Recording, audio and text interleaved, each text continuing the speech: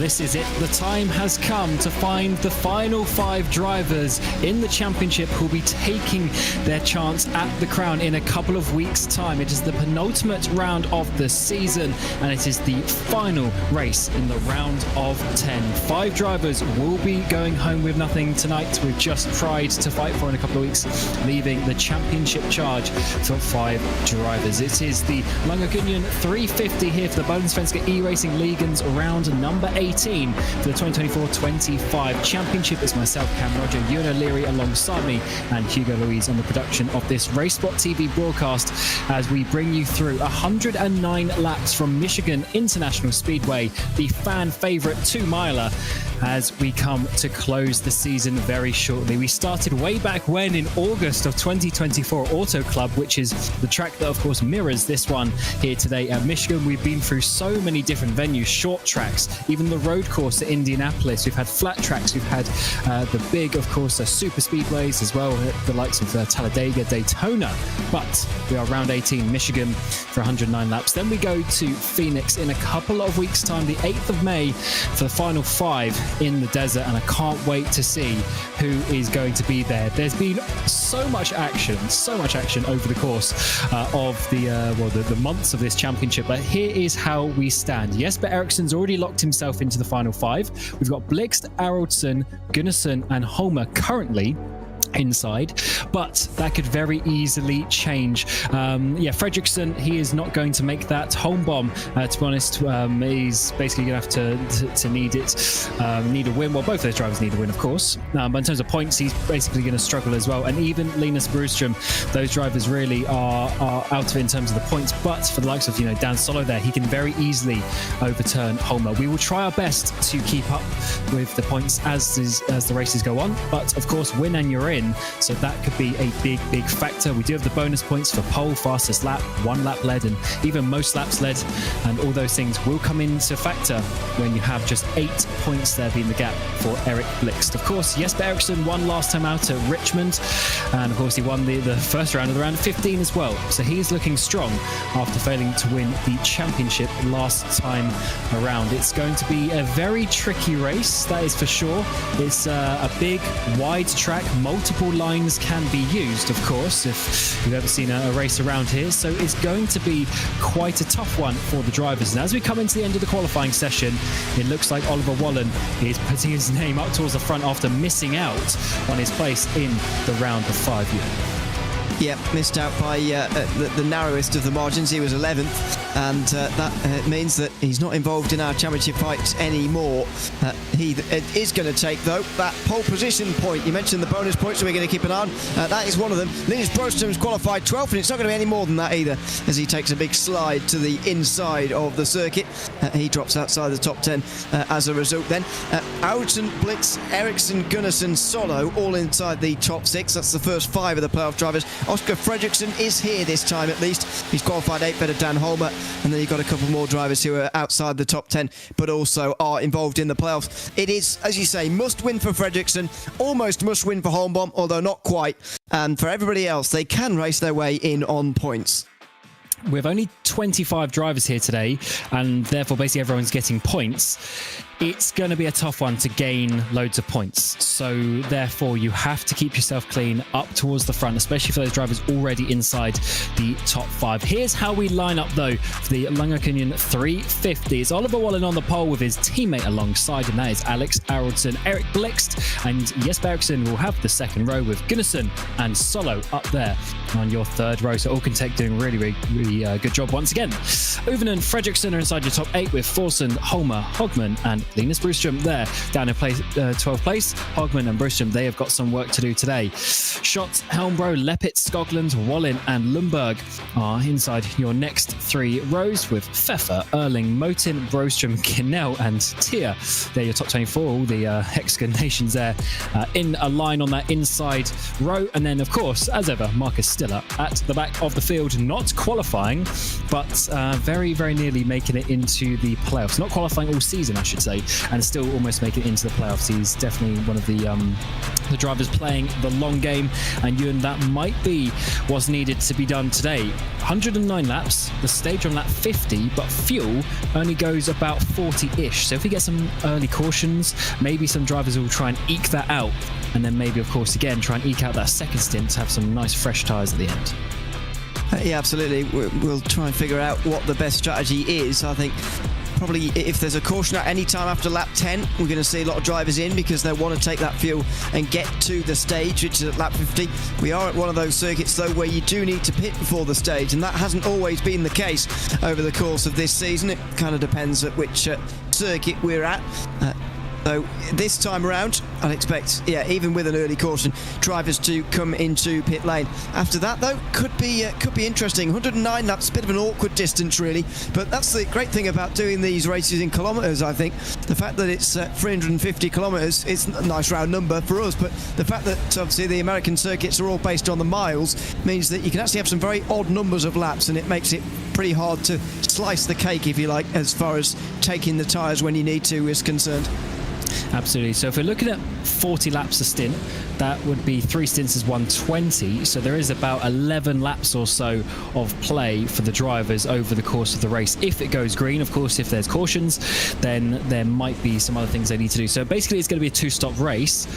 They've got 4 sets of tyres, so therefore they'll have 1 extra set of tyres to use at some point. But do you want to save it right to the end, or if the race has quite a big green section, do you want to pit a bit earlier, get on some fresh tyres and try and make up some ground that way? It's going to be a tough choice. As ever, we've had quite a few races, Ewan, as you know, where cautions come already on that first lap. We certainly have. It's been a bit of a recurring theme throughout this season. Although we got a couple of laps last 2 weeks ago. We didn't get many. It's been a very, very consistent pattern. So let's hope that we get off to a nice long green flag start here, because we haven't really seen one since the end of February at Vegas. That seems like an awfully long time ago now.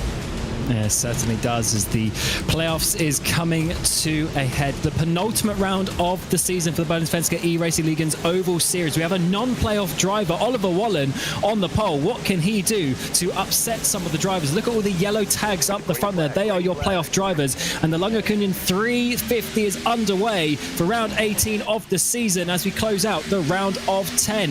It's a pretty solid, even start from that inside line. No one getting a big push or anything in towards turn number 1. All of the Alcontex there in that inside line, they're making that work very nicely indeed. Up this inside line, the 95 of Blix already trying to make the move to second.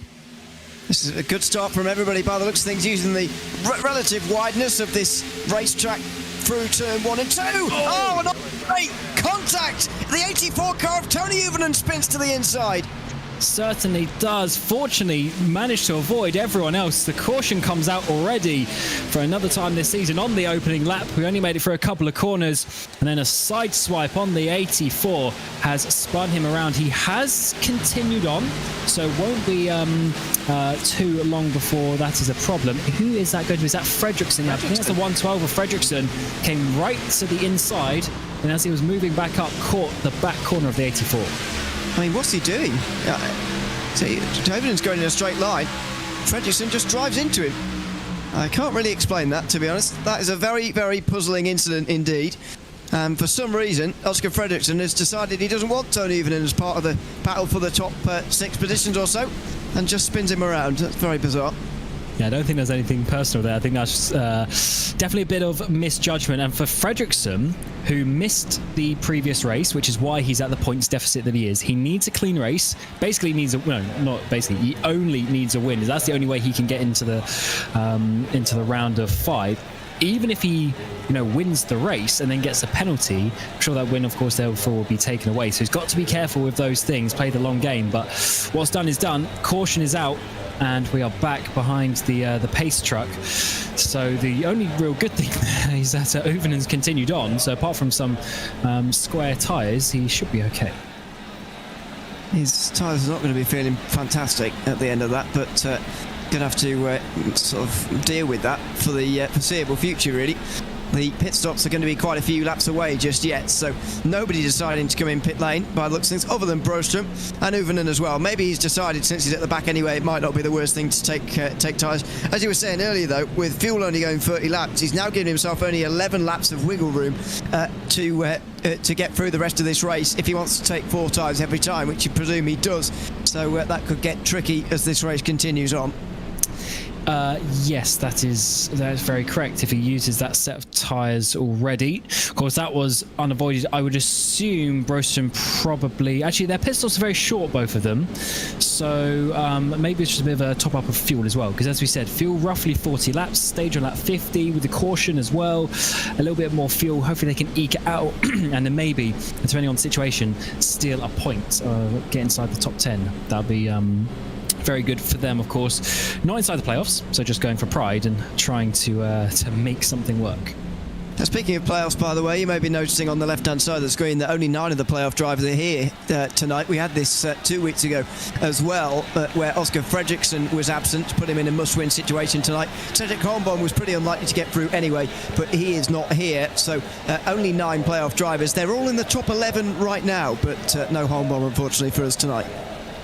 Yeah, that's a bit of a shame. He was in a tough place, of course. Was involved in a wreck fairly early on back at Richmond. That really took him out of contention, along with Linus Broström as well. Both of them pretty far down on the points, as well as Marcus Hogland as well. So they need to get a little bit of luck as we go through the thing. I will just go over a couple of things as well, because of course we've been covering this for a couple of seasons now on RaceSpotTV. But before that, of course, there are plenty of seasons. We're looking at various champions in the field. Of course, Broström won the first season in 21, then Blixt won the second season. Then it was Aracingligan, so driving now in second place and also going for the championship once again. He is a champion a couple of seasons ago. Erik Blixt then won a second title in 2022 before we had Gunnarsson and Haflidason the last couple of seasons. So we've got a lot of big names up towards the front again, some champions going for the crown this time around. But Jesper Eriksson needs to add his name there, and he's currently on that second row. And he's one of the favourites to do so. I know you were speaking about this was the case in the previous year as well, but Jesper Eriksson's been so dominant this season. For every playoff round, he's been up towards the front. In the regular season, he was as well. He's got a, just don't want to say relaxing, final race here before Phoenix, but he has got the pressure off compared to the others. He is still here, nevertheless, and maybe even to help Fredriksson, not sure, but he is here again, and as you say, looking to add his name to the list. He's certainly favourite to do so in 2 weeks' time. As the pace truck is going to come in once more, and we're going to get the race restarted. It was just Uvinen and Broström at the back who came into the pits, and they will start with a little bit more fuel in the bellies. But we get to the restart zone, and that's a much better start this time from Oliver Bohlin. He's left Blixt sleeping. That might allow Aracingligan just enough to sweep down if he wants to. But actually, Wallen's going to come up and give the draft to his teammate in behind for the Morby Bright Esports, but it's going to be a big send to the inside from the 95, who once again is going to be looking to second place. That inside line working really well onto the apron for Oliver Bohlin as he tries to get the run out onto the back straight. I'm not sure I like that line, but Erik Blixt is going to get alongside him. Aracingligan trying to get past him as well as a result. Oh, Eriksson tries to force it free wide there for second place, but that's not going to work. In towards turn 3 and 4. Bohlin not deciding to use the apron this time round, and that's probably the sensible thing. As they get out of the final corner, we are going to complete a lap on the green by the looks of things here for the first time this afternoon. 5 laps completed, and first of them under green. Worth remembering, back at Auto Club Speedway, what happened actually in this race. Can you say it's a very similar circuit indeed? Don't forget, we had a caution after 3 laps in that race all those months ago, and then we went the entirety of the rest of the race green. I wonder whether we'll repeat that here today. That'll be an interesting one. I have a feeling we're not, with the playoff and the driver situation on the line and so few points being able to separate the drivers, even from second place. Blixt in second place, only 8 points above the cut line. Things can change very quickly here today, and drivers therefore will be pushing because they know every position, every single point therefore are going to count quite a bit. We've got a bit of a breakaway from Bohlin at the front, half a second. That's a decent amount. Is he pushing too much? Is this a bit of saving from the 95 in behind? We saw the Ilpitex being pretty calm, let's say, in the previous race. Not necessarily slow, but just playing the long game is into the wall. I think that's Forsund slapping that rear right of the car. May have been. Yeah, he's not lost that much momentum though off of turn 2. Got away with it. This is almost like super speedway racing here for these guys on this 2-mile circuit. It's the end of lap 7 and the leader is getting away quite quickly. That is also creating a battle for second place here, which is pretty fierce. Led by Eric Blix, currently in second place in the championship, the furthest away from the cut-off line as things stand, trying to get into that final 5 and leading this charge for the moment. This is a really nice start. Strong battle between the drivers at the front. Oh, I think that might be forcing slightly into the wall again. That's caused, I think it's Gunnarsson, a bit of evasive action in that 33 car. He's on his own on that sort of inside line, but it's still working for this moment. Eracingligan comes down the inside there to cover off. You see all the different lines being used by the drivers.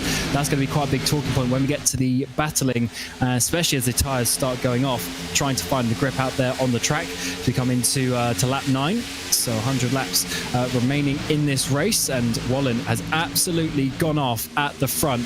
I mean, he is doing 4-5 tenths a lap quicker than all these guys at the moment. Has he gone out too quickly would be my concern. Is he going to feel the effects of some tyre drop-off a little bit later on? Drop-off is about 1.5-2 seconds after 40 laps of green flag racing, which is about what you'd manage on a fuel tank. So don't want to accelerate that process by going out too hard, but I would say if there is a caution from now on in, they might be tempted already to replace these tyres and just think about making it to the stage, especially if you're thinking about stage points. Maybe Bohlin won't, because after all he's not in the playoffs, but it looks good for now. I'd just be concerned what he's doing to his tyres at the moment for Oliver Bohlin. Yeah, it's a bit of a worry. We know he's got the speed. We definitely know he's got the speed. And Mulvey Bright Sports, of course, one of the best teams in the championship as well. But we've just got to hope that they are not going out too fast and not playing the long game. Of course, Bright Sports actually second place in the Constructors' Championship as it stands. He leads by 2 seconds as we come to the end of lap number 10. We're still a couple of drivers wide in the low line. That's Forsen trying to get a bit of a run from Fredriksson, his sister teammate, to push their way up. And we are staying in one nice long line, so we aren't breaking away too many people off the back of this. But maybe that's because Blixt just going a couple of tenths slower than maybe he could and just bunching up a little bit behind. Yeah, maybe that is the case as well. Maybe that leads to less cause for concern for Bohlin, or maybe more, I don't know. But at the moment, that gap is continuing to grow, and Blix is seemingly uncontested for that second place. There goes Eracingligan down to the inside of Forsen there, and he's not able to clear him, so they continue side by side for 5th position. That allows Oscar Fredriksson to close in, and he will look for a way through as Ericsson gets to the outside of Blix again as well. Certainly does. Side by side we go as the two rivals of the championship battle it around. 1-2 in the championship, and it looks like it's going to be Ericsson into second place as we come down the back straight. Blix does now need to get covered off, and he does on that inside line. That's going to leave Gunnarsson to the outside, so he moves back to cover that one off in towards turn 3. Gunnarsson gets his teammate as well, so Blix dropping a couple of positions there. We're now looking at Forsen, a 27 car, to come all the way around the outside. Now Gunnarsson, the 33, up the inside of Ericsson as well, as these guys battle on. Wallen's still pulling away massively, but let's see if Ericsson can try and chase him down. Maybe that's what's caused him to make this move, because he sees that gap getting a little too big, as Blix might lose a 3rd place. Yeah, maybe, as Blix is getting shuffled back here. It could be a freight train on the outside. He's got to be careful of this now as Forsen comes through. Fredriksson could do the same if he gets alongside him as well through 2, and that's what's happened. And this is the problem as well. There's very long straightaways down here at Michigan, and so it provides a real opportunity to almost bump draft one another in a line like you see on super speedways, and that's a little bit what's happening here to Blix off of these corners. Again, it's going to happen on the front straight as well. It's a 2-mile circuit with, as I say, very long straights, and that is keeping Blix very much hung out to dry for the moment. Down to 6th now at the end of lap 13. Yes, is this just the pace that he's got in the car and everyone is going around him, or can he get in line now and then get back up to their pace? The race pace that we're looking at the moment in terms of last laps was actually not, they weren't too much slower than Wallen. Still a couple of tenths, but that gap is coming down a little bit. So let's see now that Ericsson's in the front, if that is going to stay the same. Fredriksson with the really high line, trying to go around the outside of the 27. Should give him a bit of more momentum as we come out of turn 4, but the 27 still holding it in line just about. We got the 33 of Gunnarsson just up ahead, giving a bit of a draft to the 112 machine as well, as it looks like he's completed that move on the 27. Big send down to the inside though from the 33, trying to get the run on Eracsson as we come down the back straight. Through turn 1 and 2 they go, and Fredriksson's got the best seats in the house for this. Look at that all-in-one line in the background. It is very difficult to start these side-by-side manoeuvres once it's all single-filed out like this. We see this at multiple racetracks across the season. It's fine with your all-pack racing and it's all side-by-side, it's already happening, but to start it off is quite difficult. You're going to need some help from a teammate, and that's what Fredriksson has got. And that's why Eracsson is in this race. He can't do anything to further his chances of winning in 2 weeks. He's just got to deliver at Phoenix in isolation. He can, though, help him to get a teammate there with him. And Oscar Fredriksson winning this race would allow that. Past Gunnarsson, Oscar Fredriksson's now third. Slowly working his way forward, isn't he? This is great stuff from the 112. Shame about the contact with Uvinen earlier, but for now it looks like he's forgotten about that and is trying his best to keep up with his teammate and try and get himself, as you say, the victory today, which is really his only chance. Eracsson doesn't need anything. He's already locked himself there, so Eracsson can actually help his teammate here, and this might be good. That's what we saw the Alcantech cars doing in the previous races, working as a team and really getting the best result from that, of having all of their drivers lined up in a row on the track. But of course, a little bit early in the race to be starting talking about that. They've got a 3-second gap now to chase down Oliver Bohlin on the previous lap. Once again, Bohlin was faster than these guys, so the pace advantage is still there, although overall the tyre drop-off is coming. We're already almost a second slower than some of the fastest laps out there. That lines up quite well. It seems that today is quite a linear circuit for tyre drop-off. Sometimes you see a very quick first second come off the top of the tyres, and then a sort of more gradual second, if that makes sense. We saw that at Richmond 2 weeks ago, for example. But here it does seem very linear, as Gunnarsson now is just trying to upset the two teammates here out front, and it's working for the moment. Oh! Door-to-door and sideways contact there for Jonas Gunnarsson. Oh, that was any more contact than that, and he probably would have been going around, but he managed to keep it in a line. He was driving that thing through turn 2, and he keeps it going. He might even have the position on the exit of 4, but I think the 37, the outside line, and maybe a bit of a push from his teammate might just about hold that in line. But what a moment between those two drivers, as Gunnarsson, of course, he lost that number 1 car last season, and now he is trying to get that one back. He's got the run up the inside, turn 1 and 2 again. No contact this time around as they work their way onto the back straight. That's not a great line from Eracsson. He's going to need a push here from Fredriksson down the straight. And he's going to get one as well, is he here? It's Gunnarsson, yep, there you go, just loses on the way towards turn 3, just has his nose in behind. Fredriksson really close to the wall. I have noticed them drifting slightly further upwards, actually, as the race has gone on. And in the background, not sure who that was, but somebody almost riding around the wall there through turn 3. It might have been Holmer, because he's dropped a couple of places through turn 3 and 4. But Eracsson comes back again on Gunnarsson. This is still going on, all for second place, allowing Bohlin to enjoy a 3.5-second lead. He's loving it, isn't he? Doesn't have to do anything in terms of battling. Can do all the control that he needs, but is he pushing too hard? We'll have to find out, as a huge push there from the 37. Not looking to overtake Gunnarsson just yet. Maybe trying to push him too fast into turn 3, burn out his tyres a little bit more, but certainly accepting to be in third place at this point in the race. We are on to lap 20, approximately halfway through the fuel tank, stage on lap 50. So as a reminder, we are expecting a fuel stop just before.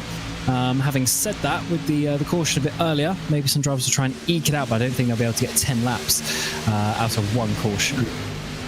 Yeah, maybe with another one. Maybe with another 2, actually. But for the moment, yeah, I agree. It is going to be everybody needing to stop beforehand.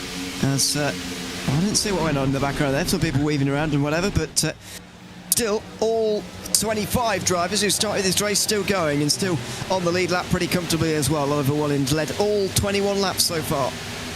So Diaz very comfortably as well. We had Uvinen, of course, come into the pit lane after the spinning, causing the first caution. Well, Fredriksson spun him, causing the first caution. He's now back up into 17th place from the back, so making some moves. I think that's just another one. Yeah, Hogan shot, demoted. So some paces in that car of the 84. That's why he was up there towards the top 10 in the opening couple of moments of the race, and potentially is going to be making some moves further on as the race progresses. As we obviously work our way on to lap 22, we are seeing Gunnarsson now have a little bit, a couple of car lengths away from Ericsson and Fredriksson, so he has some pace in that 33.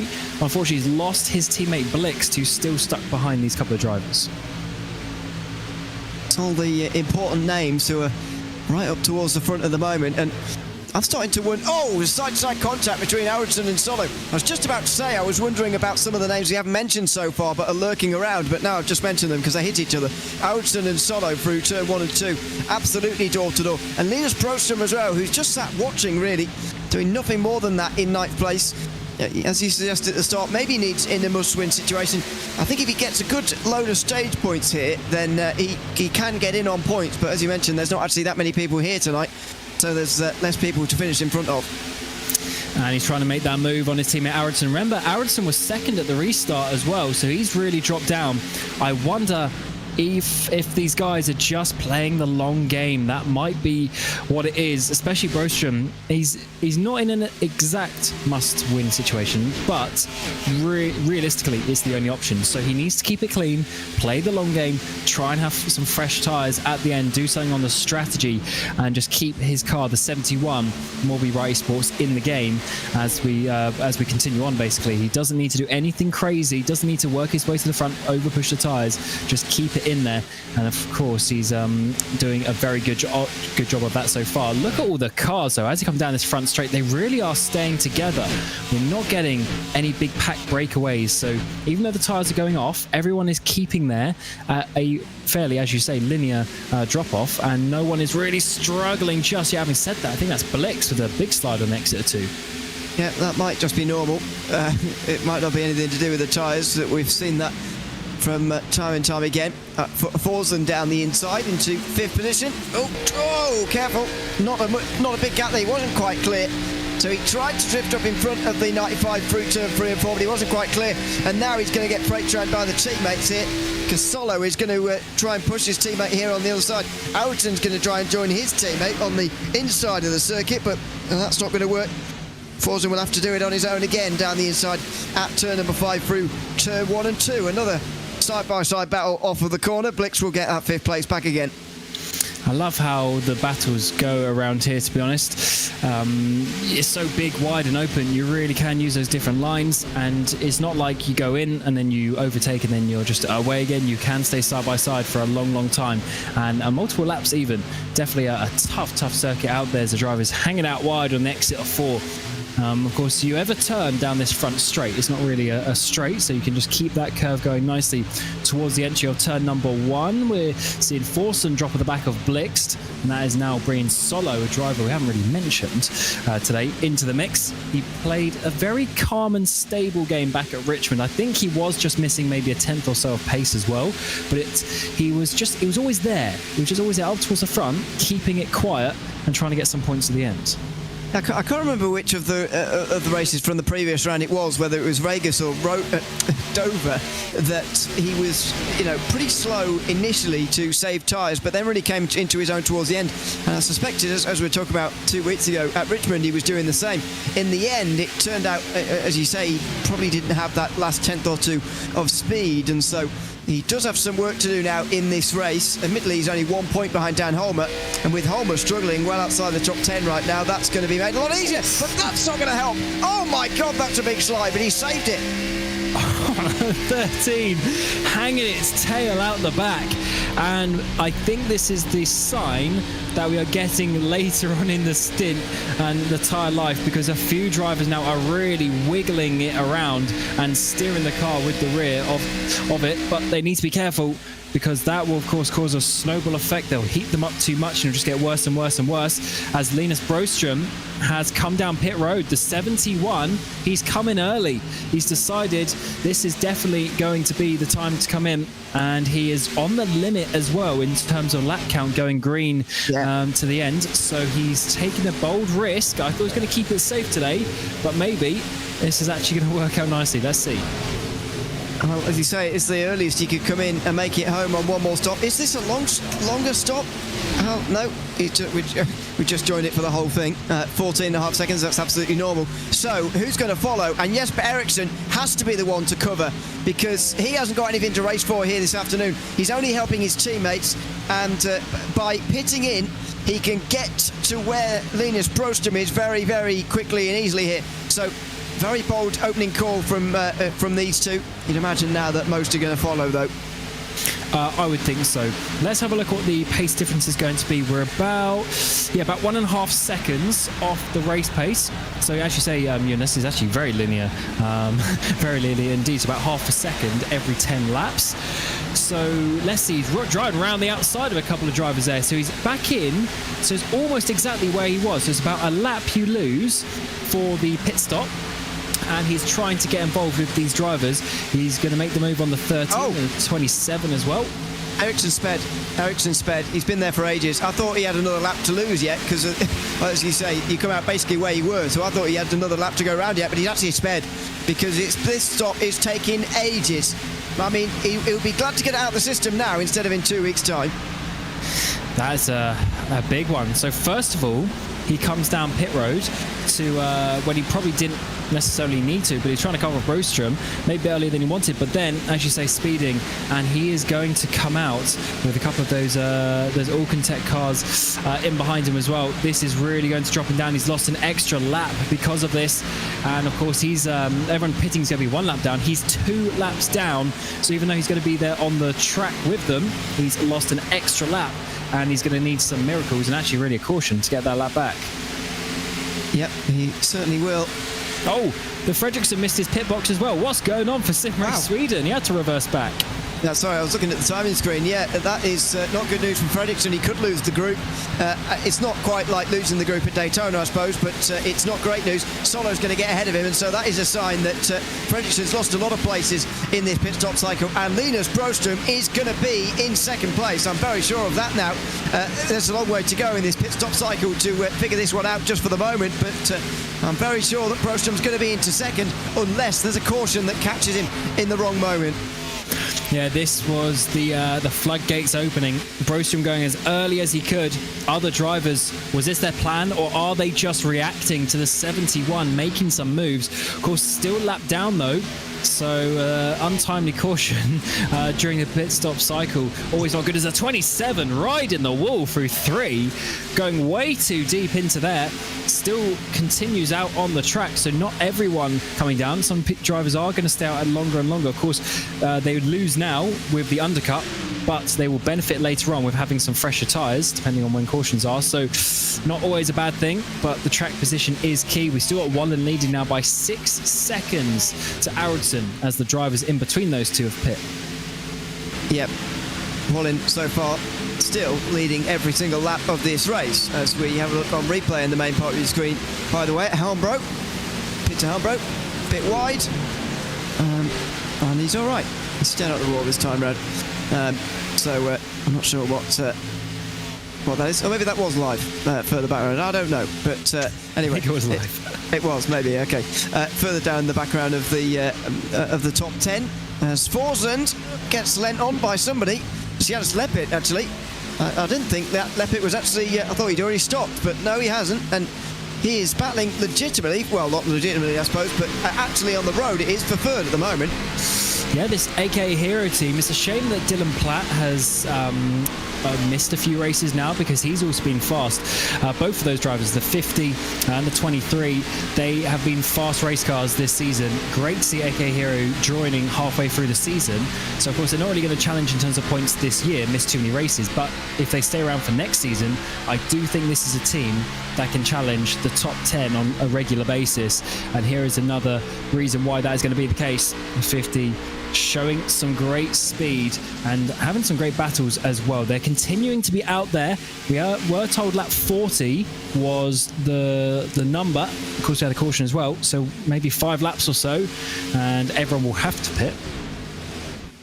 Yeah, we were, to be fair, we were told 40-ish. So that, you know, there's a level of uncertainty there. It's 45. Yeah. With these guys. It kind of does, yeah. It means a minimum 40, doesn't it, really? So there you go. We could, or I should say, still be waiting another 10 laps yet before we actually see these drivers come into pit lane. But it feels very, very similar to the Auto Club race now, I've got to be honest. Obviously, apart from the fact that this is a playoff race, we've got an early caution and then a long green flag run to come. Maybe a green flag run that will take us right the way to the end of this race. As another, oh, this is a nightmare in pit lane. They're not going to service that car very easily. What? Oh, I see. So he reversed back, but it was too close to the wall. So he's probably lost about 10 seconds there. That's Oscar Motin, the 94 machine, coming in, and is the track really slippery today or something? Loads of drivers maybe just being a bit over-eager with the point of the season that we are at. I don't know, but pit lane being a struggle for these drivers in the opening portion of this Lagerkungen 350 round 18 of the Bohlin Svenska Eracingligan's Oval Series. And of course, the final round in the round of 10. We lose 5 drivers from the playoffs. Those yellow drivers that are there, there's 10 of them still involved in the championship. 9 of them out there on the track today. And we will lose 5 in the championship hunt. This is one of the drivers who really needs a win today to secure his place. He's quite a few points behind and needs to get a big jump on someone. And the best way of doing that is, of course, getting the win. And nothing matters. It is Linus Brushen, 71, pushing on. He's done this undercut strategy. He's brought everyone else in with him, and now he's leading the train of the drivers. Actually, no, he's not. Sorry, Gunnarsson's ahead of him. So he's second in the drivers who've stopped. Yeah, we just saw a pass actually from Gunnarsson on Broström, and this is going to be the problem now for Linus for the remainder of this stint, really. Another 30 laps as it is. He's going to have the oldest tyres of everybody for the remainder of this stint, another 30 laps, which could be a bit of a problem for him, especially if he hasn't quite got the speed. Solo will now overtake him as well. I think that's 3 drivers now then in front of him in this group of drivers who have stopped early. But they are about to see the benefits, because surely the guys up front can't make it on fuel to the stage, and these guys are going to sweep up all the stage points. Yeah, this... I'm trying to think what race was. Was it Talladega? Or Daytona. It was Daytona when all of the Alcantech cars pit early, undercut everyone, got like a 6-second lead, and then no one could catch them. And it potentially might work out similar. Having said that, Broström is now losing the Alcantech cars up ahead. So Alcantech have worked themselves into their trio, 1, 2, 3. We've seen this a number of times. Even last season, once back at Talladega last season, we had a 1, 2, 3, 4, 5, 6 on strategy, all bump drafting each other. But today it's just the 3 of them, and they are now leading that pack of the drivers who've stopped. Here is your race leader, Oliver Wallen. He's led from the start, so Ericsson will now get a lead lap. But what is Wallen going to do, or where is Wallen going to come out, is basically the key factor. If he can get out in a reasonable proximity to Gunnarsson and co, then it's not looking too bad. But either way, he is going to chase them down with those drivers being out there already for 10 laps. Yep, so that's the first playoff driver to get a bonus point here confirmed here today for Alexander Ericsson. That's that 1 bonus point for leading a lap, but he's immediately going to give it up. He's only going to take 1 lap led. It was worth 2 points, though, staying out of that extra lap, so I would say absolutely well worth it. He's now actually into second place as far as the standings go, although having said that, Blitzer's also got the fastest lap, so that's a bonus point for him as well. I've purposely not tried to read out the standings as who's going to make it for the moment just yet, because, of course, half the drivers have come in and half of them haven't, which so it'd be entirely pointless. Yeah, that's like... was it Bristol in real life last week when Blaney was leading by a lap at one point? Of course, just on a lap to everyone I meant, but that was obviously just on strategy. It can look funky at sometimes when you are in the middle of the strategy, but let's see exactly how it's going to progress, because there's still about a third of the field still out there on the track. is now being led by the 27 of Bohlin. He's got Helmbro and Holmer Uvenen in behind. So Uvenen's still in that, actually, what is now currently the lead battle, despite having that spin on the opening lap of the race. As they work their way through the opening couple of corners, there's a few lap drivers getting involved. So we got Joel Wallen there in the 43 just driving around the outside. Helmbro as well. Does this mean the 27's come down pit road? Yeah, it must be. He wasn't going full speed there. And coming in very hot in behind is also Dan Holt. Oh, he got that slowed down just in time. Doesn't want to do what his teammate did, Jesper Eriksson, and speed. But after 43 laps, they decide to come in. Still a lot of drivers yet to come in yet, by the way. And I wonder whether some of those who are really strung off the back of the pack are actually saving fuel to try and make it to the stage. Although I don't really see why any of them would try that, because there's no point. They're not involved in the playoffs. So maybe that theory falls down almost as quickly as it starts. But it's bizarre the way that some drivers have lost time early on and are still going after all of these laps. Gunnarsson is going to retake the lead here in a few moments' time, you would imagine, as he is the leader of those who have stopped. He's going to be well ahead of these two.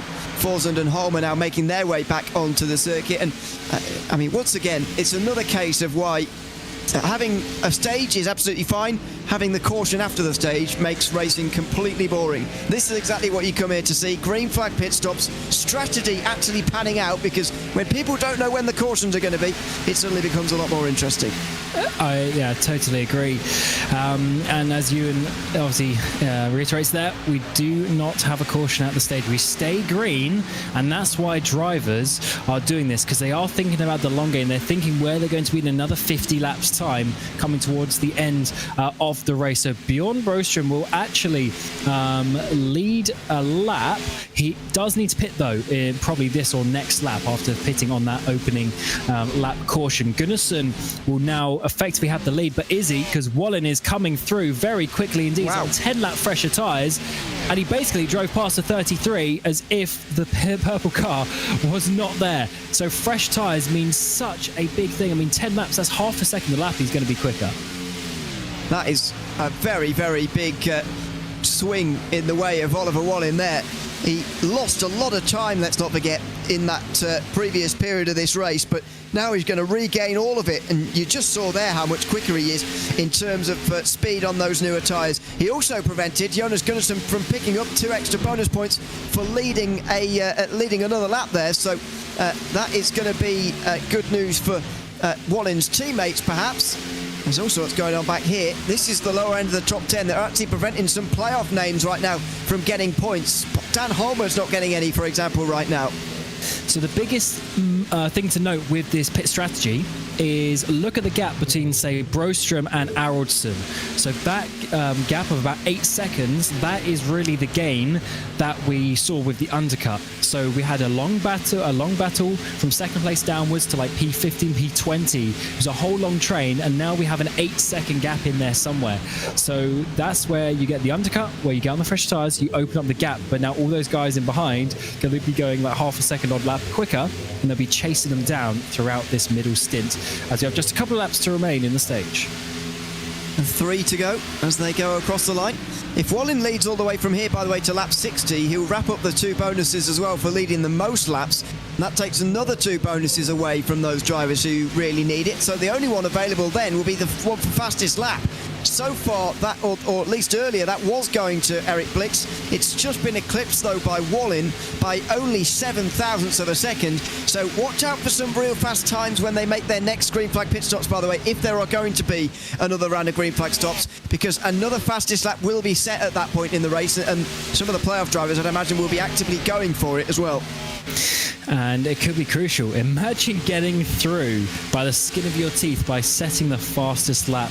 It's been done before in various series, but just imagine that on an oval circuit as well, when there's so many variables and the tyres drop off this fast. But if you can nail that lap on fresher tyres and get a fastest lap, that'll be quite something indeed.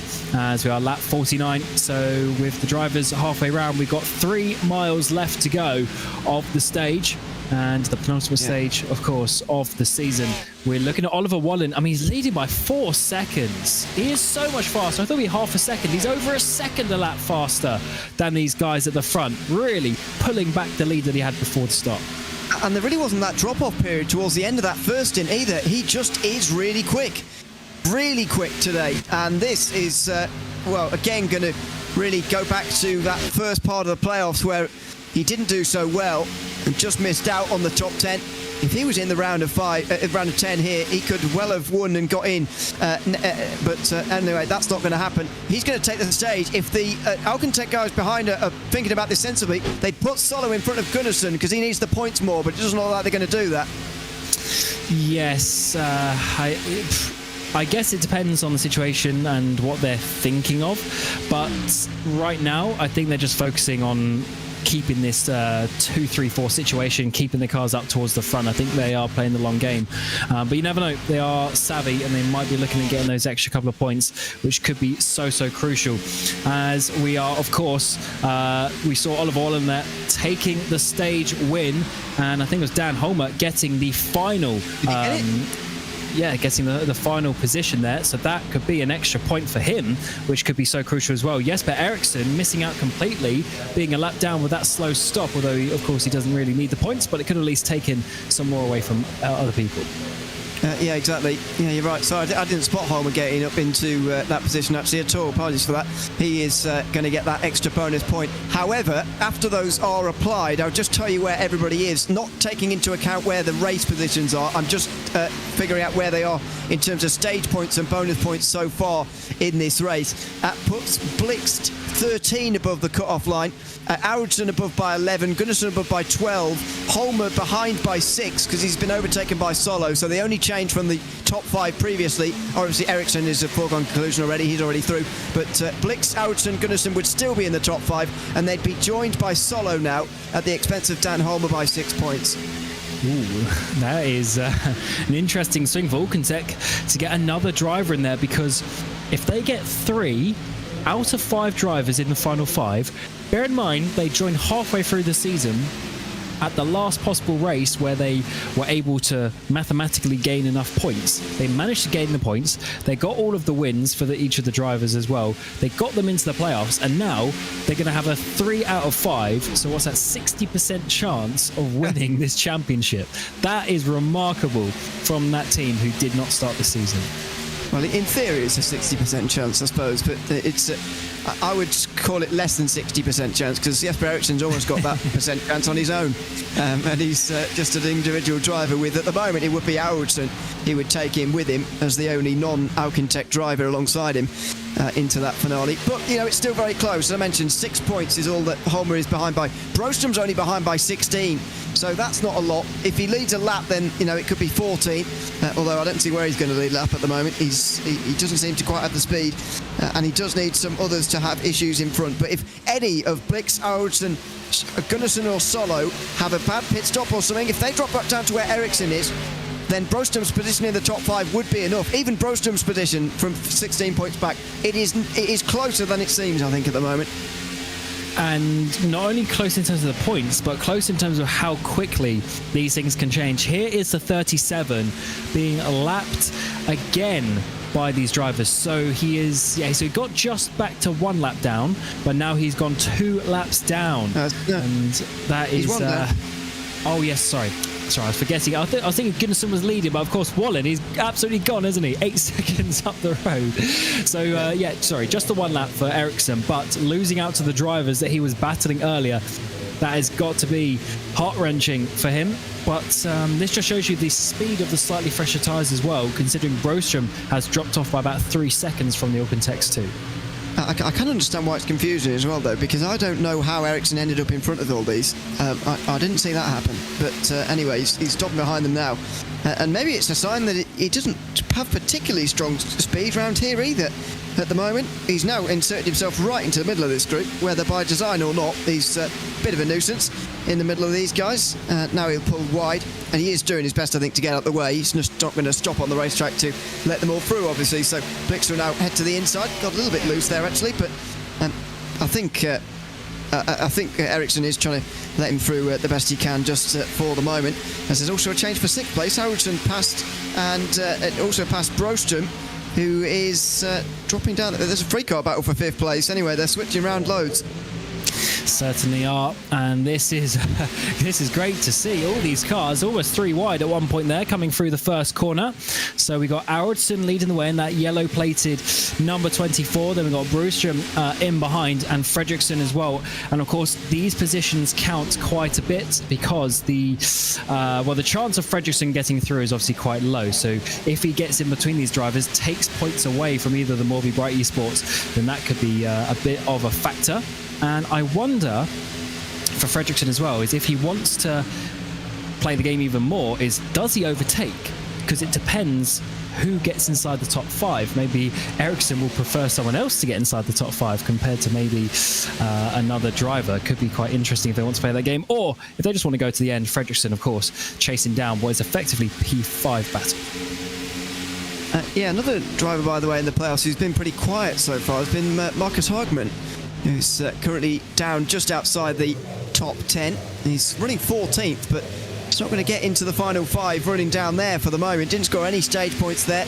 He's now 18 off of the cut-off lines, actually behind Broström now. So he's one to watch as well. Not quite in a must-win situation, but he does need a lot better of a result than he's currently getting at the moment as well. All very interesting in this field right now as we go through this very long green flag run. 50 laps to go at the end of this one, and Forsland is fighting his way through now.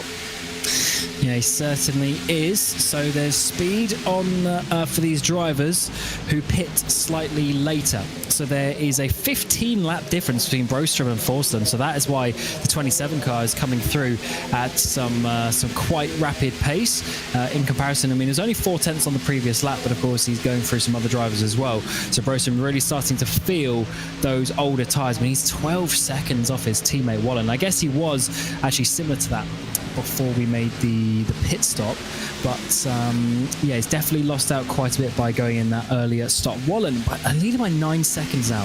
There's definitely definitely something going on there with that driver in terms of he's just in the groove with this racetrack. It's a fixed setup out there, remember, as well. And the drivers are so close, all the other drivers are so close, then he just has that step ahead of everyone today. Certainly does. I'm not sure what it is about him in this circuit, but he is absolutely flying at the moment for whatever reason. And that lead is something we've very rarely seen a legitimate lead grow to over the course of this season. He has now led enough laps, by the way, to take the 2 points for leading the most laps here tonight. So that is 2 points taken away from a lot of drivers who really could have needed that here today. Still plenty on the table, though, for those who want to lead at least a lap, which will be another couple of points. Ericsson, the only one who's done that so far. He's now passed by Broström for 6th position. They are continuing to lose time, though, to the leader, and also, and perhaps more importantly, to the Alcantech drivers just in front of them as well.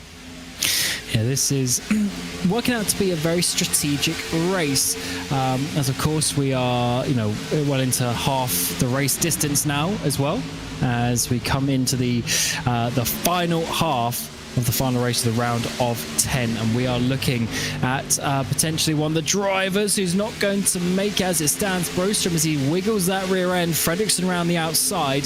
Got Leppit not too far behind as well. Hopefully he doesn't drop down too much further, but he's played the long game. He will get, assuming we stay on strategy, he will get the undercut once again, but he will need a full stint to the end, so he is going to be in this same position in one stint's time, where all the drivers are coming on faster, fresher tyres. It's very interesting to see what the drivers do with that regards to that, because we haven't really seen anything work particularly. The only thing that's worked so far is raw speed, and that is only what Oliver Bohlin has at the moment, and that's very difficult to sort of gain halfway through a race, really. So, especially when you're Linus Broström, what do you do in this situation? There's basically one lap at which he can pit and make it to the end, because he's going to be running out of fuel by the time he gets there. He can't pit any earlier, otherwise he'd run out of fuel before the end, and he can't go any longer because he'd run out of fuel on the racetrack in the middle of the race. So he's in a bit of a corner. The others not really sure what to do because the undercut didn't work last time, as I say. Very difficult situation to be this, with 45 to go. Almost everybody, apart from Oliver Bohlin, is looking for a caution. That's very true. Let's look at the lap counts. Yeah, Brostrom's already to 35 laps, by the way. So we're almost to the end of this next stint. Green flag. They do go by quickly when you actually stay green, and the laps go and just keep on flowing. We've had a lot of action in this middle stint as well. All the strategies, we've seen overlap of about 15 laps. That's almost half of the stint being overlapped as well. So definitely a lot of different strategies going out there. And we still don't quite know which one is going to work, as you're just saying there. I think it is one of those situations where we're probably, well, I'm going to curse now, aren't I? But we're probably going to get a long green flag run here, and then who knows if we are going to get one caution right at the end just to spice it up, and all the drivers use that final set of fresh tyres that they'll have. We'll see. It's certainly shaping up to be, well, I mean, it has been a long green flag run, hasn't it? I suppose we're nearly we are 60 laps into it now, actually, over the course of this circuit. That's nearly 200 kilometres of pure green flag racing here in this 350 kilometre race. Towards the very end tonight, by the way, we're going to hit 5,500 kilometres total travelled. Not quite going to get to 600 this season. There's not quite enough. Phoenix is not fast enough, effectively, but we're going to fall just short of that, and we may well be contributing to a very long green flag run, or at least period without a yellow. The longest previous was from the end of Daytona, which was a very long run, and the start of Vegas, which is a pretty long run as well. That was over 400 k's, so it's got a long way to go until that point, but this is feeling so similar like Auto Club. As I said earlier on, the last 103 laps of that race was taken under green. We would be going even longer than that, actually, to the end here, because we didn't even get a lap in at the start of this race. We got 3 in at least that day. Yeah, of course, same lap distance as well. So the 109 laps, the classic one. As of course, I asked Linus Brostrom, who, of course, if you don't know, is basically one of the main league organisers here. He set the race distances, as we're going to get a replay actually. So this is Kinnell, who's out of the race. He gets oh no, that's Fredriksson. Fredriksson again hitting another car. It was the 84 last time, it's the 14 this time, and Kinnell is out of the race. That was a little while ago now. This was a good sort of 15 minutes ago. He's been out of the race, but that was why. Yeah, pretty clumsy, isn't it? I don't know what Fredriksson's done here today. Why he's, it feels like clumsy might be a bit harsh, but that one certainly was a bit clumsy. I don't know if it is harsh, because both of them were very avoidable. Yeah, you're right. Yeah, maybe I'm being too soft. Too scared of upsetting him. Yeah, it was not good driving. And as you were talking about earlier on, alluding to, so well and good winning the race and getting yourself in from a win-you're-in situation, that's fine. But if you get the race win taken away from you, or at least in an Austin Dillon style, you get the win-you're-in part of your race win taken away from you, it doesn't really matter. Yes, absolutely. It's I think we can basically discount him from the playoff in that regard. Even if he was to get the win, I'm sure the penalty points would remove that. So that, of course, was almost a known before the day anyway, being so far behind. It is a shame when you get a driver like that, because our playoffs, obviously in real life, you have 3 races per round, but we only have 2. So if you either miss one or have one bad round, it's very difficult actually to get that back in just the second race. Obviously the chances are way more against you, unfortunately, as Brostrom drops behind Leppit. Oh no, that's because Brostrom comes into the pit lane actually. So what has he managed on this? Oh, unfortunately the live time just froze 41? A little bit there. Yeah, that sounds about right. Yeah, 41, I would guess. He came in on 29. This is lap 6. Oh, no, it was 40 then. This is lap 69. So, or did he come in lap 28? Sorry, yeah, 28 to 69. So, yeah, 41 laps this time round. That's 40-ish. That falls into the category of 40-ish. Although he's got 10 laps to choose from, I suppose, with 40-ish. But anyway, that is his last stop of the day. If we stay green the whole way, he's keeping, though, as all of these drivers are, keeping one set of tyres clear for the end of the race. If they had unlimited sets, I suspect they might have all been in after, 30 laps or so. Maybe that's a bit short, but you know, they might have tried to come in a little bit more frequently and use new tyres a bit more frequently, but you only get 4 sets, and so everyone's trying to get themselves to the end of the race, leaving 1 set of new tyres back, just in case there's a late caution, and Broström has prepared himself to that, although he backed himself in the corner from very early on in this race.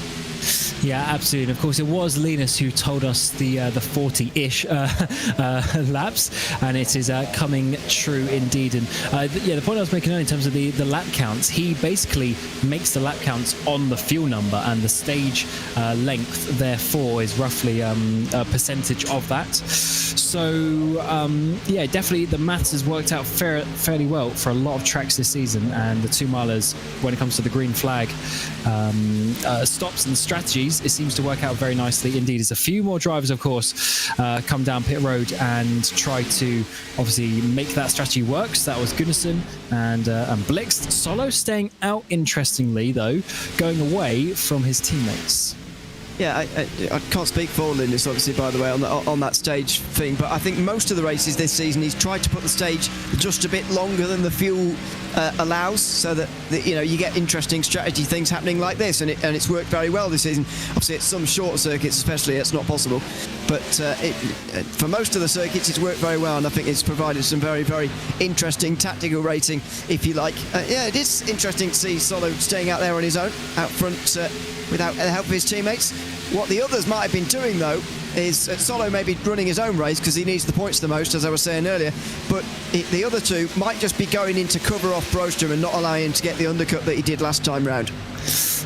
Yes, potentially. Oh, I thought it was going to be a 3 wide situation. We're going to squeeze Broström through the middle. Oh my word, he's got his teammate, the 24 on the inside, Forsen on the outside, who tried to squeeze that gap completely, but they somehow continue on into turn 1, and Broström gets through on those fresh tyres. Unbelievable.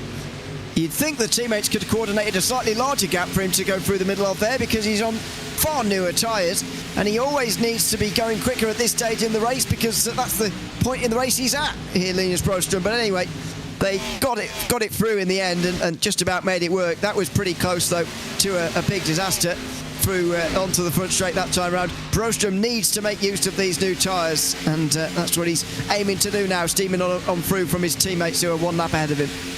So Solo has come in, Bohlin as well. Leppert came in the previous lap. So yeah, definitely pit stop time for a lot of drivers. Aracingligan now coming down pit road. They're all coming in way before lap 40 as well. So they are reacting to that. As we're going to go 4 wide. Yes, we are down the back straight as Bjorn Broström on that inside line. Fredriksson goes through in the second lane. Look how much faster he is than the 24, and even Forsen on that outside line. The tyres, such a big difference in the tyre wear here. Forsen stays out once more. I think he probably should have covered off potentially with some of these drivers, but Aracingligan, who he's battling with now going down the inside, is in the same boat. They are both staying out for as long as possible, maybe hoping to catch a caution here. Wouldn't be the worst thing in the world. Aracingligan's in a relatively comfortable situation points-wise at the moment. He's already scored 6 today, and so that's got him above the cut line by 11. He's not particularly concerned about those around him as of right now, as they continue to battle. This isn't particularly helpful, by the way. I don't mind his strategy, staying out long, but the battling is a bit unnecessary. Entertaining as it is, it's probably not the best thing for their race as they come onto the front straight again. Aracingligan gets back into second place. They're going to be passed by another driver. This is going to be Dan Holmer, I think, coming past them both. Quite a quiet day for him, unfortunately, and it's costing him at the moment a place in the top 5. Yeah, he's of course a multiple race winner in this championship, but just not coming at the right time of the season. So, and not the right race, even. If he could have obviously had a good race, he could have just flipped that in his favour. But we'll have to see what happens in the final 30 laps in this race, as the pit stop is definitely coming towards, the final pit stop is coming towards some of these drivers. Up the inside is going to be for the 24 as he gets the run down this front straightaway. Forsen keeping that speed up on that high line. Very interesting to go solo for the 24, but it seems to be working out. And I should say this battling just losing themselves some more time as further drivers, Uven and Lundberg, come down pit road. Yeah, it's a little bit strange that they're sort of willingly losing so much time on their own here by battling away, but anyway, They've decided to do that for second place at the moment, and now they're being caught by some of the others in behind. Peter Helbro in number 77 is now just in behind them, and he's on the new tyres as well. You don't need me to tell you that. You can just see through the difference in speed through turn 3 and 4. So they pass what looks to be some sort of picnic going on there. I didn't know about that on the side of the circuit. Anyway, out of turn 4, and they go over the line. Forslund back in front of his teammate again, and again, this does all seem very, very pointless indeed for these two teammates. Yes, yeah, definitely not the smartest thing to do as such, as we are now down to that exactly 30 laps remaining. Bohlin leads by 14 seconds, but of course owes us a stop very quickly indeed. He will be undercut once more by Gunnarsson and co, who led the drivers coming in early. They've already been out there for 7 laps, and now we're going to see the stops for these couple of drivers. I assume Bohlin is going to come in as well. He had such a big gap though that even with the undercut, he's going to retain the lead, especially as there's only going to be that 7-lap undercut compared to, I think, there's a little bit bigger in that previous stint. Maybe. He's coming towards the end of his fuel life anyway here, Oliver Bohlin, so he's pretty much staying out there for as long as possible, covering himself off from a caution because, he, as you said, he can afford to do so. He might not lose the lead anyway, and even if he does, he'll roar straight past them here because they'll be at least half a second slower than what they would have been anyway. Let's see as some more go past these guys who are stopping. Just 4 left. Scotland and Tyr having quite a good battle for third here, actually, in the battles here, still out of those on old tyres. Oh, that car is riding the wall, the 49, as we work our way through turn 3. But it seems to be able to hold on to that as we work our way to the final pit stops. We're on to lap 40 for Bohlin and Hogman. They're the only drivers out there. Hogman is on the same strategy as Bohlin, but he's a whole half a lap behind him. So Bohlin comes down pit lane, the 72 machine. Let's see if he's able to make it to his stop, not make any mistakes, because that will be a big factor. It's really the only thing that's going to stop him from winning this race. Let's see, can he get it all stopped, all squared up nicely, and with a nice clean stop. Oh no, he did go deep. He did go deep. I saw it coming. That's going to lose him some time. And with the undercut from Gunnarsson, I really want to just wait a second and see if the 72 car is going to be able to hold on to this lead, or was Gunnarsson's speed on those fresh tyres enough? Let's see. Scotland and Tyr going to go past. There they are. And Gunnarsson is going to get the lead here quite comfortably. Well, it's not going to last very long, but Gunnarsson is going to get the net race lead here from that 33 car. That is... I don't know what's happening today. A load of drivers sliding through the box here today for some reason, and it's just happened again there in towards the pit lane now for Marcus Hogman. Is he going to get even at this point from the pit lane for leading a lap, or is Scotland and Tyr going to overtake him before he gets to the line? I don't actually know where his pit box is compared to the start-finish line, and whether Scotland is going to prevent him from getting these 2 points or not. It's going to be quite close over the line. I think Hagman did just get those points, so there you go, 2 bonuses for him. He's now 10 below the cut line, still held by 16 behind the cut line, still held by Solo. That's back from 18, which is what it was before. Still though, the pit stop's not quite sorted out yet. Yeah, so Bohlin, to be clear, he didn't lose the lead because of that. He would have been behind anyway, but certainly that adds a couple of seconds extra to his charge. But we have just 26 laps remaining in this race. Let's get some messages from our partners, and then we'll take you to the end of the Lagerkungen 350.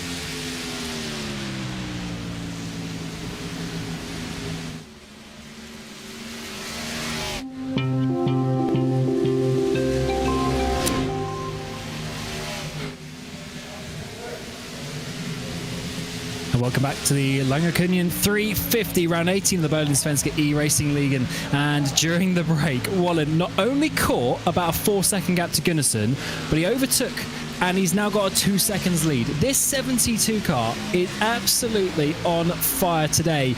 The speed that he's had, he's basically led every single lap on pure pace. Of course, with strategy, he's dropped behind, pitting earlier than some drivers. But in terms of the net race lead, he's had it the whole race without any, not even a smidgen of contention from another driver. It is absolutely incredible what Oliver Bohlin has been doing today here at Michigan.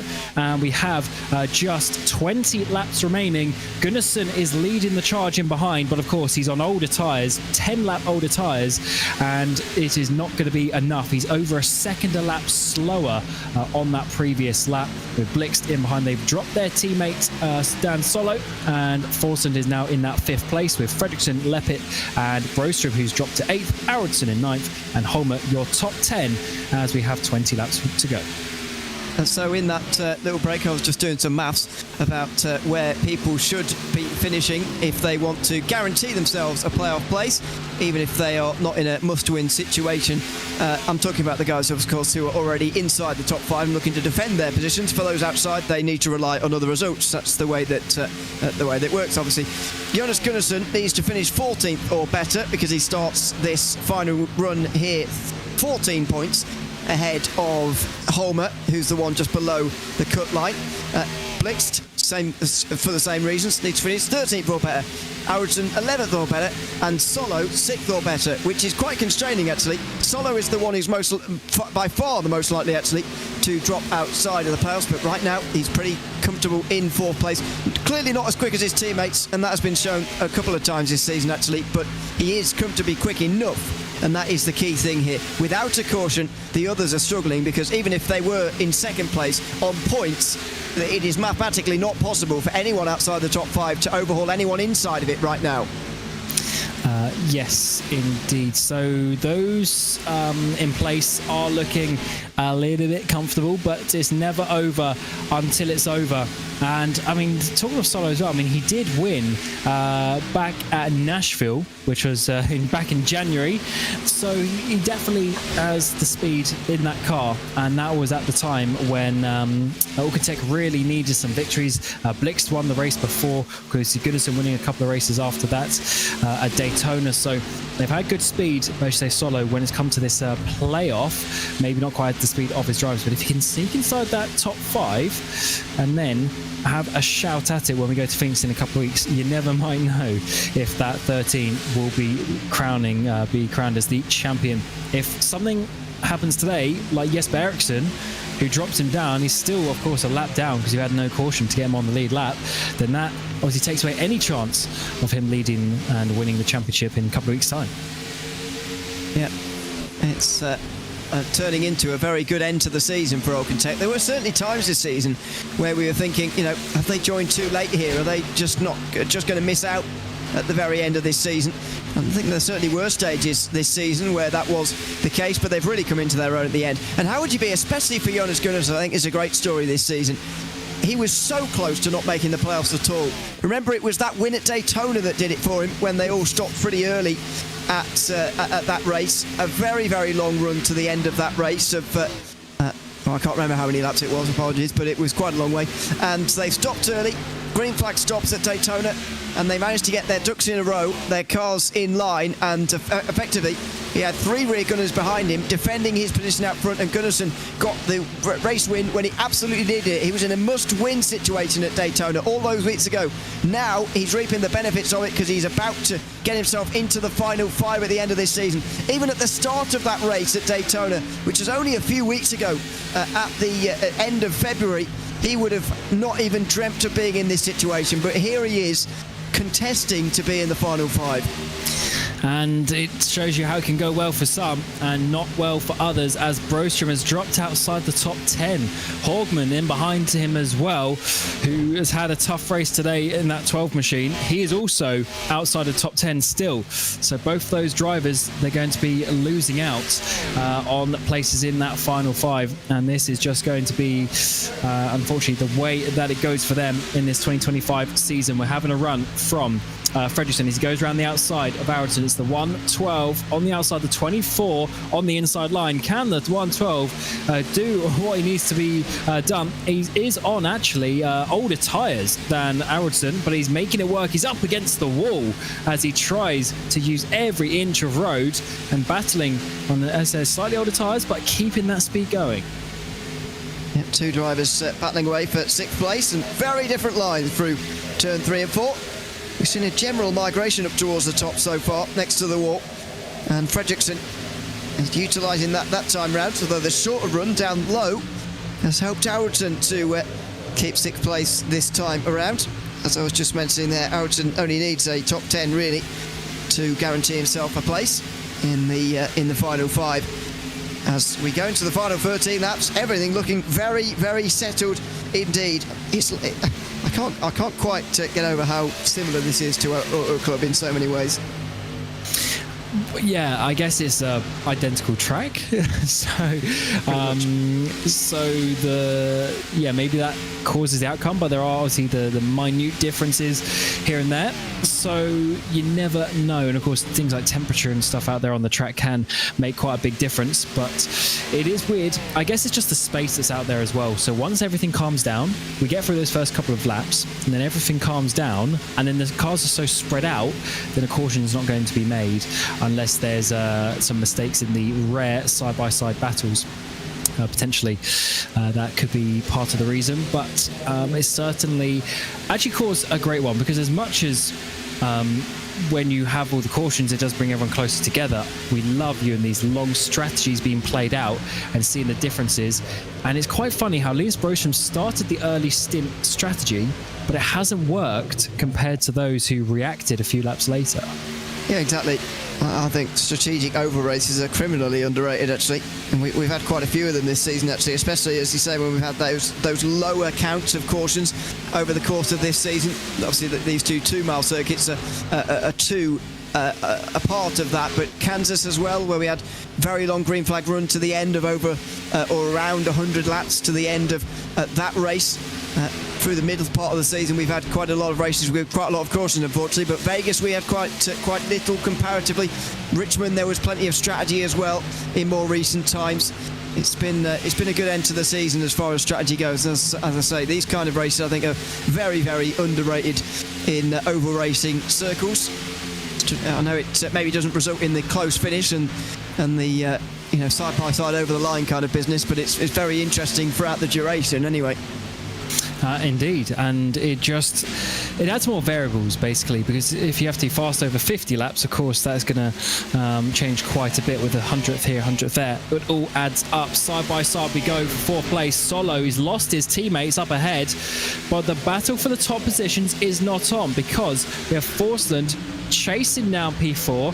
He's right up behind the 13. He's got a couple of cars behind, but they are not for position, so don't worry about them just this moment in time. Up the inside, the 27 is going to go, and he's got superior grip at this point. Goes straight past the 13 before we even get to the exit of turn 2, and that is comfortably up into 4th place for the driver who's been a bit of a dark horse in this race.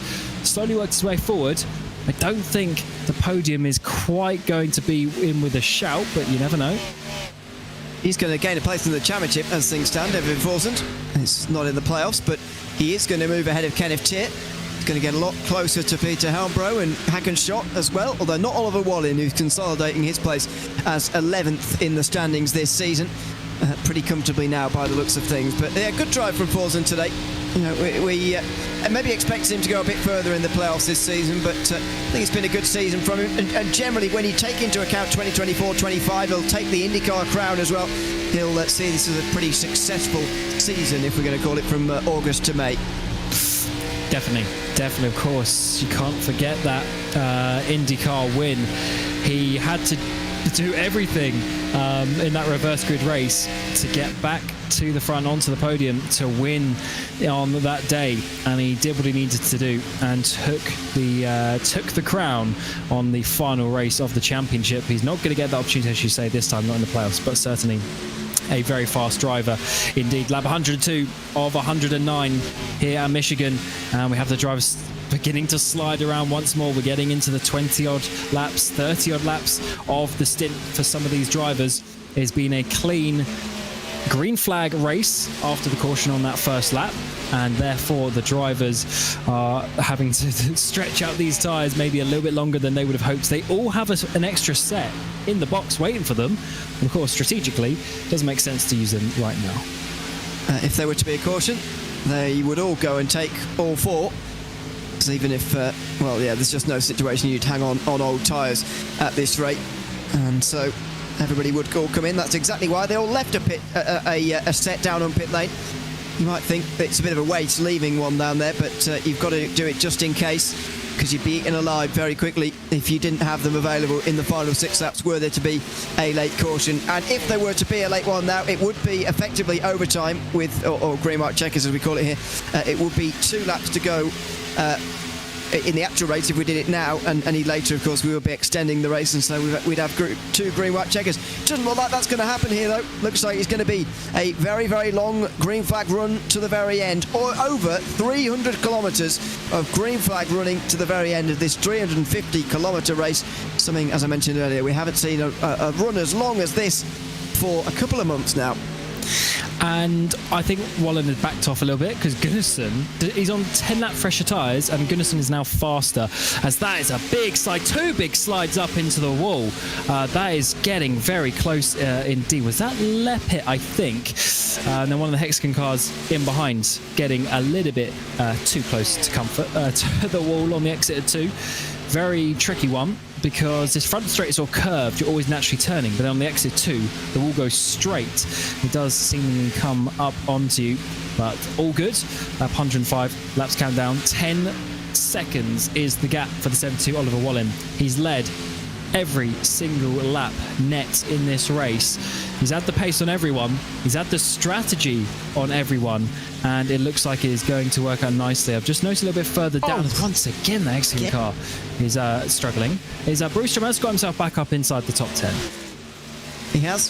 He's Brewstrom currently running in 10th place, but it's going to be an exit from the playoffs at this stage for him.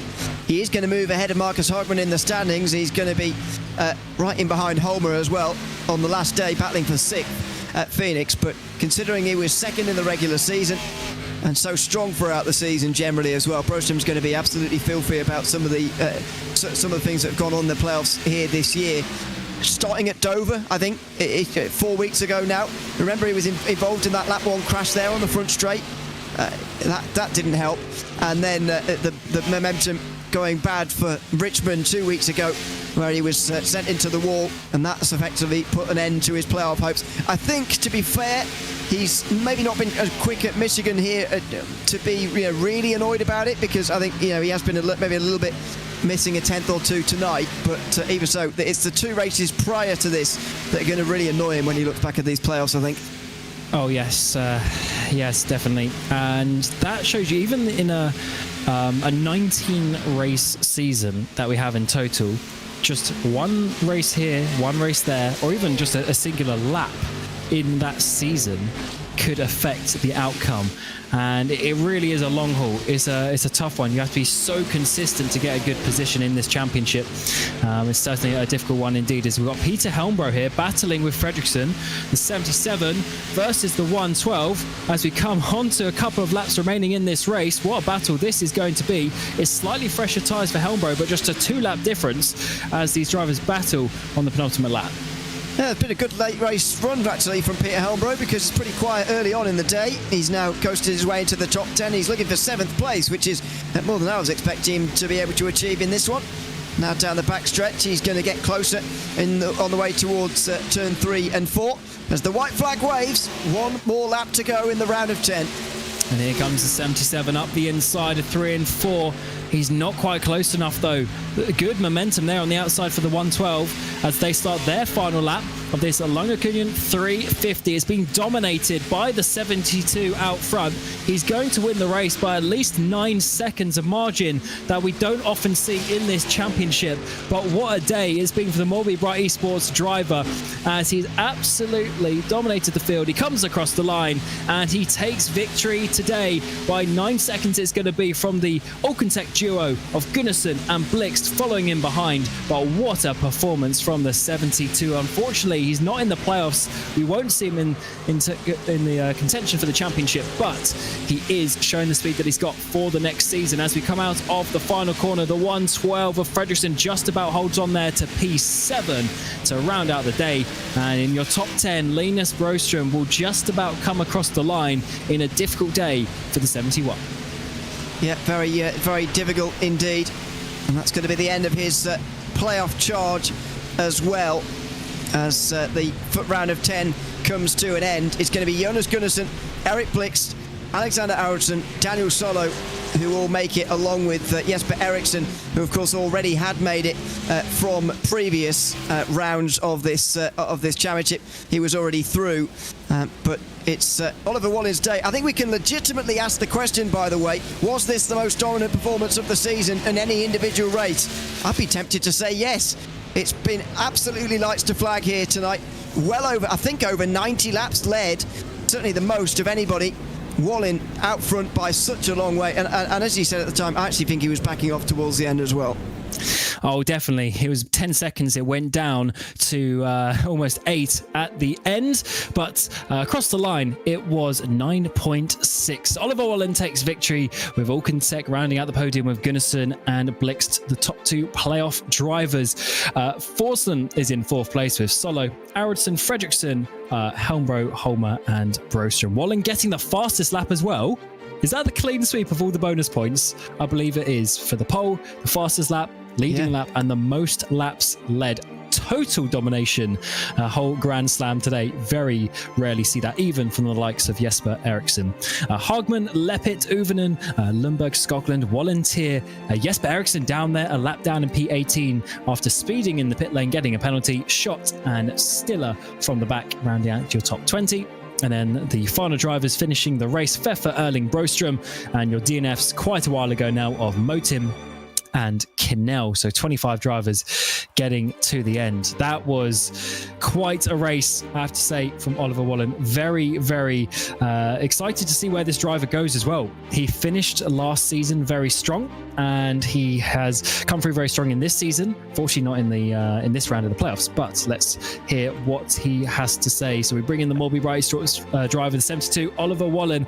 And Oliver, that was utter domination. Just tell us about the feeling you had in the car, because you were so much faster than everyone today. Yeah, thank you very much. It was a great feeling. Love this track. When you just feather the throttles through the corners, it feels so good. But yeah, I'm also quite surprised that it went so well as it did. Yeah, absolutely. I mean, how much practice were you doing for this? I guess it was a matter of just the feel that you got in the car, but was it really a lot of preparation? Yeah, I don't want to sound bad, but to be honest, I just jumped in 1 hour before the race. That's even better. I mean, you got the full maximum points as well. You know, you won the race. You got all of the bonus points: pole, fastest lap, most laps led, etc. I mean, you must be really happy. Can you try and take this form forward for next year and maybe have a championship charge? Yeah, hopefully. It's a shame that I'm not in the playoffs anymore, because it would have been great to be in the final, but. Yeah, I need to wish everyone who qualified the best of luck in Phoenix in 2 weeks.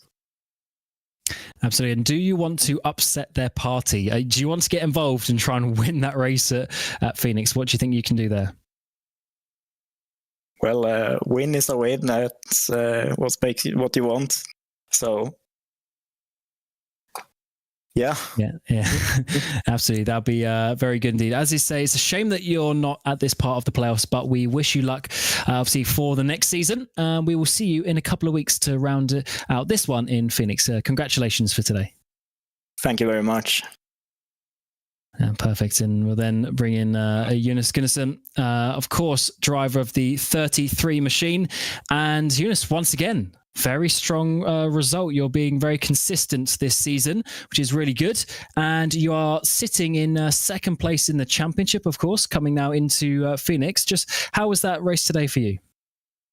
Yeah, it feels like every time there's a new guy in front of me and I don't know how to catch them. But yeah, Oliver did a great race today. Feels like he had a rocket in his car. I don't know how he went that fast, but my race was pretty comfortable, saving rear tires and push when you needed to push. And yeah, second place is good for the playoff points, of course. Yeah, perfect. I mean, you are sitting as it stands 24 points behind Ericsson. You basically need to win the race at Phoenix, because finishing ahead of him won't quite be enough. So what is your plan going to be with your teammates? Blixt, he's only 2 points behind you as well, so both of you are very much in contention. What do you think you can do at Phoenix to try and get that crown? Obviously, apart from just all-out speed winning the race, but if it's a bit of a tricky race, what do you think you can do? Yeah, I know that Alex Adelsson is really fast at Phoenix, so try and stay ahead of him and just go flat out and try and win. Yeah, perfect. Should be a lot of fun. Just one final point from today. Just how was it with that tyre drop-off? It seemed to be quite consistent, but it was very fast as well. The tyre seemed to drop off a lot. Yeah, the right rear tire was the problem. So if you managed that the first couple of laps, it was you could push it the rest of the way, but it didn't was like you had to save it after like 3 laps. You just push it, and it was pretty fine, but the lap time dropped off. I don't know what Oliver did. It feels like he was pushing the whole time, but well, hopefully you've got a bit more speed compared to Oliver next time around. And yeah, we wish you luck for Phoenix. We'll see you in a couple of weeks. Good job. Yeah, thank you. And then lastly, to round out the podium, we got the driver of the 95, Eric Blixt, with another solid result. Third place on the road, third place in the championship, coming in towards Phoenix. I mean, that was basically exactly what you needed to do to warm yourself up for Phoenix, wasn't it? Yeah, for sure. Phoenix should be more of a driver's track. So, I won, I think, one championship with the playoff regulations at Phoenix. So, yeah, it's a solid place to start. Yeah, absolutely. And how was that race today for you? Of course, at the beginning, you kind of went, on the restart, you went backwards a little bit. Were you sort of saving? Were you struggling at that time? Well, they had no previous testing on this track. Like, I got the 15 laps in the practice session done, so I literally had no idea about the tires. Apparently, on the Monday race, people were almost running out of tires, like they almost got punctures. And this stint, we ended up, like the first stint, with like 70% right front, and I was like, okay, saving is not the way to go. So yeah, just lack of testing. Yeah, no worries at all. But you've certainly got a lot of speed in that car. So yeah, I guess coming in towards Phoenix, is it going to be one of those things? You're only 2 points behind Eunice, so basically you're almost in exactly the same boat. Is there going to be any... Is there going to be any sort of favoritism towards that? Is there going to be any sort of trying to see who's the lead driver after that first stint, or is it just every man for themselves? Yeah, I think it's just gonna play out the way it plays out. It's not gonna be any controversy, I guess, but yeah, that's a strong word. There's like no team orders. It plays out the way it plays out. Yeah, that's nice. Well, it will certainly be a fun race to see who can win that championship. So, yeah, good luck, and we'll see you in a couple of weeks. Yeah, thanks. Perfect, and that rounds out the podium interviews for today's Lagerkungen 350, rounding out the final drivers, obviously, for this championship. We have the updated points from Linus, who's got the results in as quickly as possible. So it is going to be Dan Holmer, Linus Broström, Marcus Hagman, Oscar Fredriksson, and Cedric Holmbaum who will be leaving us, unfortunately, at this stage, which leaves the final 5 drivers: Jesper Eriksson, Jonas Gunnarsson, Eric Blixt, Alex Aronson, and Dan Solo. One of those 5 drivers will be your champion. Jesper takes a 21-point lead coming into that. So on points, he's looking good. He just needs to try and, of course, stay ahead. But if one of the other 4 drivers win the race, then that changes everything. It's a lot to play out for, and it all comes to conclusion in a couple of weeks' time. We go to Phoenix, Arizona, as we get to the final race of the season. It's going to be a lot of fun.